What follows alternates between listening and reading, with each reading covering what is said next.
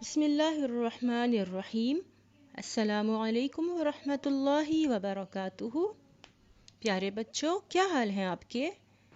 میری دعا ہے اللہ تعالیٰ آپ کو ہمیشہ اپنی حفظ و امان میں رکھے، آمین۔ اچھا بچوں، کہانی سے پہلے ایک بات بتائیں کہ آپ کے ابو یا بابا آپ سے کتنا پیار کرتے ہیں؟ بہت زیادہ نا؟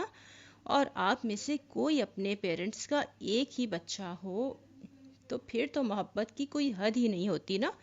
ویسے بھی امی ابو کے لیے تو سارے بچے برابر ہوتے ہیں، اور کوئی بھی یہ نہیں سوچ سکتا کہ اپنے بچوں کو ایک دن کے لیے بھی کسی سنسان یا ویران جگہ پر چھوڑ دے جہاں صرف ریت ہی ریت اور پہاڑ ہوں، نہ کھانے کے لیے کچھ ہو، نہ پینے کے لیے، اور نہ ہی کوئی انسان وہاں رہتا ہو۔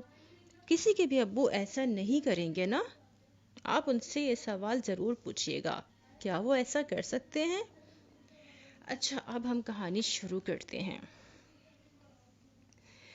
میں نے لاسٹ ٹائم آپ کو بتایا تھا کہ سیدنا ابراہیم علیہ السلام نے سیدہ سارہ علیہ السلام اور لوط علیہ السلام کے ساتھ بابل سے شام کی طرف ہجرت فرمائی تھی۔ پھر کافی عرصہ گزر گیا، لیکن ابراہیم علیہ السلام اور سارہ علیہ السلام کی کوئی بھی اولاد نہ ہوئی۔ تو سیدہ سارہ علیہ السلام نے ابراہیم علیہ السلام کی شادی ایک بادشاہ کی بیٹی ہاجرہ علیہ السلام سے کروا دی، اور پھر اللہ تعالیٰ کی مہربانی سے ان دونوں کے گھر ایک بیٹا پیدا ہوا جس کا نام انہوں نے اسماعیل رکھا۔ ان کی خوشی کا کوئی ٹھکانہ ہی نہیں تھا کہ اللہ تعالیٰ نے اتنے سالوں بعد ان کی دعا قبول کی تھی۔ لیکن بچوں، پھر کیا ہوا؟ اسماعیل علیہ السلام ابھی چھوٹے سے ہی تھے، انہوں نے ابھی چلنا بھی نہیں سیکھا تھا کہ اللہ تعالیٰ نے اپنے دوست ابراہیم علیہ السلام کو حکم دیا کہ ہاجرہ علیہ السلام اور ننھے اسماعیل علیہ السلام کو مکہ چھوڑ کر آ جائیں۔ اس وقت کا مکہ بالکل ریگستان تھا اور وہاں کوئی بھی نہیں رہتا تھا۔ اللہ تعالیٰ نے یہ حکم دے کر اصل میں ابراہیم علیہ السلام کا امتحان لیا تھا کہ دیکھوں یہ میرا حکم مانتے ہیں کہ نہیں۔ اور یہ کیسے ہو سکتا ہے کہ اللہ تعالیٰ کوئی حکم دے اور سیدنا ابراہیم علیہ السلام نہ مانے؟ انہوں نے ہاجرہ علیہ السلام اور اسماعیل علیہ السلام کو ساتھ لیا اور انہیں مکہ کے ریگستان میں چھوڑ دیا۔ ہاجرہ علیہ السلام بہت حیران تھیں کہ وہ ایسا کیوں کر رہے ہیں، لیکن جب ابراہیم علیہ السلام نے انہیں بتایا کہ یہ اللہ کا حکم ہے تو وہ مطمئن ہو گئیں اور بولیں، پھر اللہ تعالیٰ ہمیں ضائع نہیں کرے گا۔ بچوں، یہ ہاجرہ علیہ السلام کی اللہ تعالیٰ سے محبت اور اللہ پر یقین تھا۔ ہمیں بھی مشکل سے مشکل حالات میں اللہ تعالیٰ پر ایسے ہی یقین ہونا چاہیے کہ وہ ضرور ہمارے لیے آسانی پیدا کرے گا، لیکن اس کے لیے یہ بھی ضروری ہے کہ ہم اللہ تعالیٰ کے احکامات کو مانیں، اللہ تعالیٰ کی فرما برداری کریں۔ اچھا، ابراہیم علیہ السلام ان کو وہاں چھوڑ کر اپنے ملک کی طرف چل پڑے۔ سنیہ نام کی ایک پہاڑی پر پہنچ کر آپ نے اللہ تعالیٰ سے ایک دعا کی جو قرآن مجید کی سورت ابراہیم آیت نمبر 37 میں موجود ہے۔ میں آپ کو اس کا صرف ترجمہ سناؤں گی۔ ابراہیم علیہ السلام نے دعا کی، اے ہمارے رب، میں نے اپنی کچھ اولاد کو اس حرمت والے گھر کے پاس یعنی بیت اللہ کے پاس اس وادی میں آباد کیا ہے جو کھیتی والی نہیں ہے یعنی بنجر ہے، تاکہ وہ نماز قائم کریں، سو کچھ لوگوں کے دل ان کی طرف مائل کر دے اور انہیں پھلوں کا رزق عطا فرما تاکہ وہ شکر ادا کریں۔ اور ادھر ہاجرہ علیہ السلام اور ننھے اسماعیل علیہ السلام اس ویران جگہ پر اکیلے رہ گئے۔ ان کے پاس تھوڑا سا پانی اور کھجوریں تھیں جو کچھ ہی دن میں ختم ہو گئیں۔ ہاجرہ علیہ السلام اپنی بھوک پیاس تو برداشت کرتی رہیں، لیکن اسماعیل علیہ السلام تو چھوٹے سے بچے تھے، وہ پیاس کی شدت سے زمین پر لوٹنے لگے۔ ان سے بیٹے کا یہ حال دیکھا نہیں جا رہا تھا، وہ بے چین ہو گئیں۔ انہوں نے ادھر ادھر پانی تلاش کیا، لیکن پانی ہوتا تو ملتا۔ کچھ دور ان کو 2 پہاڑ دکھائی دیے۔ وہ ایک پہاڑ پر چڑھیں اور پانی کی تلاش میں ادھر ادھر دیکھنے لگیں۔ وہاں سے کچھ نہیں نظر آیا تو سوچا کہ شاید دوسرے پہاڑ سے نظر آ جائے۔ وہاں گئیں تو وہاں بھی ناکامی ہوئی۔ اس طرح انہوں نے دونوں پہاڑوں کے 7 چکر لگائے، اور ساتھ ساتھ وہ اسماعیل علیہ السلام کی طرف بھی دیکھتی جاتی تھیں کہ ان کا کیا حال ہے۔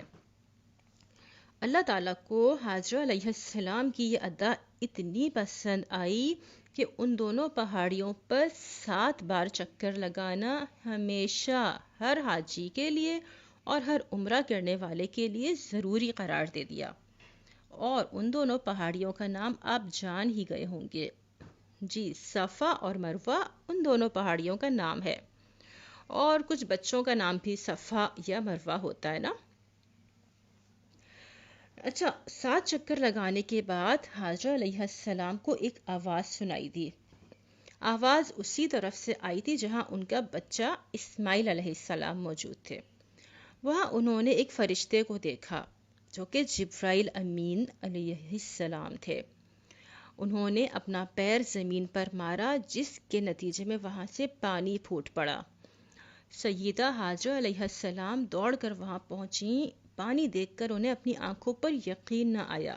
وہ اتنا خوش ہوئیں اور ہاتھوں کے چلو بنا بنا کر اسماعیل علیہ السلام کو پلایا اور خود بھی پیا، کیونکہ ان کے پاس گلاس تو تھا نہیں، اور یہ پانی اللہ تعالیٰ کی طرف سے ان کے لیے تحفہ تھا۔ یہی پانی بچوں آب زمزم کہلاتا ہے۔ اور اس کو آب زمزم کیوں کہتے ہیں؟ ہوا یوں کہ جب پانی بہہ بہہ کر چاروں طرف پھیلنے لگا تو حاجرہ علیہ السلام گھبرا گئیں کہ کہیں سیلاب ہی نہ آ جائے۔ انہوں نے پانی سے کہا زم زم، یعنی رک جا رک جا، اور پانی کے ارد گرد پتھروں سے دیوار جیسی بنا دی تو پانی وہاں جمع ہو گیا۔ تبھی اس کا نام آب زمزم پڑ گیا۔ آب کا مطلب ہوتا ہے پانی۔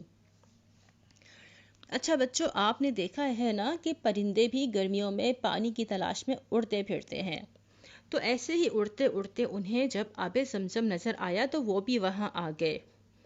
اور اس زمانے میں لوگوں کے پاس بھی گاڑیاں وغیرہ تو ہوتی نہیں تھیں، وہ قافلوں کی صورت میں پیدل یا جانوروں پر سفر کیا کرتے تھے۔ تو ملک یمن سے ایک قبیلہ بنی جرہم، اس کے لوگ دور سے گزرتے ہوئے جا رہے تھے۔ انہیں وہاں پرندے نظر آئے تو انہیں لگا کہ وہاں پانی ہوگا۔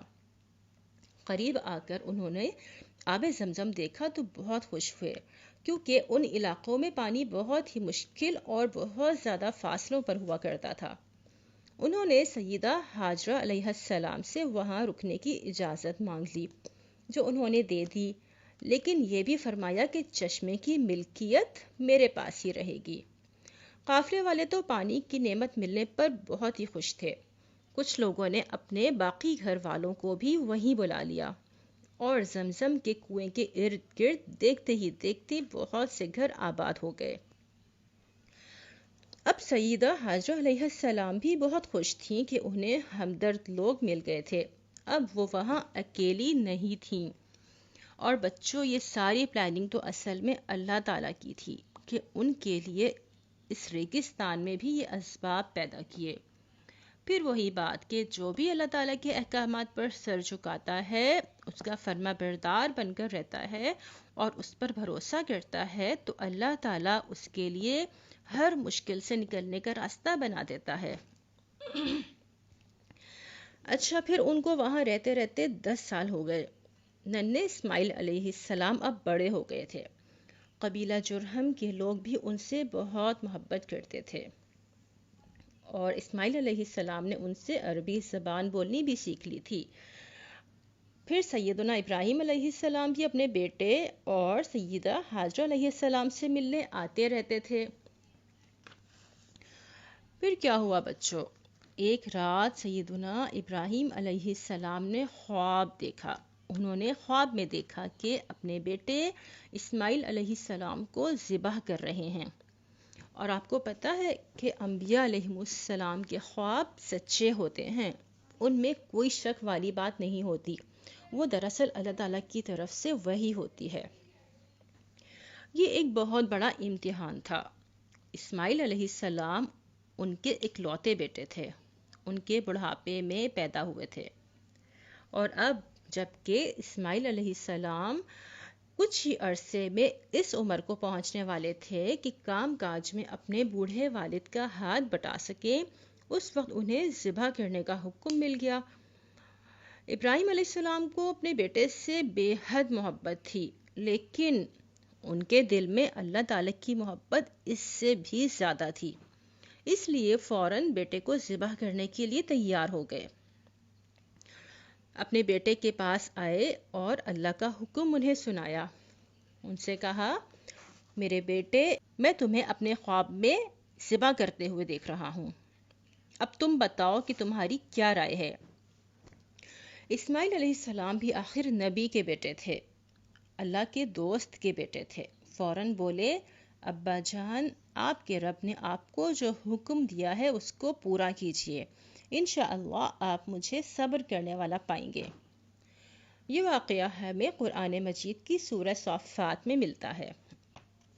اسماعیل علیہ السلام کا جواب سن کر ابراہیم علیہ السلام نے چھری تیز کی اور اسماعیل علیہ السلام کو ساتھ لیا اور اس جگہ پہنچے جس کا نام آج کل مینا ہے، اور جہاں ہر سال حاجی حج کے موقع پر جمع ہوتے ہیں۔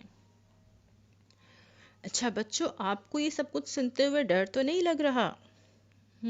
لگ تو رہا ہوگا، لیکن یہ سوچیں کہ ابراہیم علیہ السلام اور اسماعیل علیہ السلام اللہ تعالیٰ کے کتنے فرما بردار تھے، اور انہیں اللہ تعالیٰ سے کتنی محبت تھی کہ اتنی بڑی بات بھی آرام سے مان لی۔